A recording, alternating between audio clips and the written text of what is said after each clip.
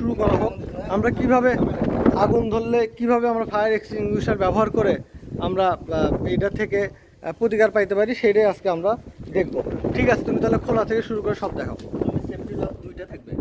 হ্যাঁ, আমরা প্রথমে আগে সেফটি লকটাকে খুলে নেব। আচ্ছা, সেফটি লক খুলে নিলাম। হ্যাঁ, তারপর আরেকটা সেফটি লক। একটা সেফটি লক থাকবে। আচ্ছা, দুইটা খুলে নিলাম। পিনটা একটু হালকা চাপ দিয়ে, আর পিনটা হালকা চাপ দিলেই এই যে পিনটা খুলে আসলো। হ্যাঁ, তখন এটা পুরোটা এখন এবং গ্যাসের মিটারে দেখা যাচ্ছে গ্যাস ফুল লোড। হ্যাঁ হ্যাঁ, এখন আমরা এই লক পাইপটা থেকে বের করে পাইপটা বের করে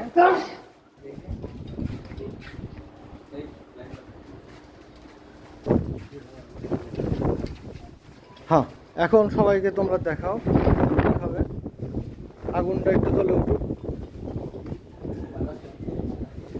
এরকম আগুনের পাউডারটা কিভাবে কাজ করে সেটা আমরা দেখব। এই প্লাস্টিকের কিন্তু আগুন ধরে দেয়।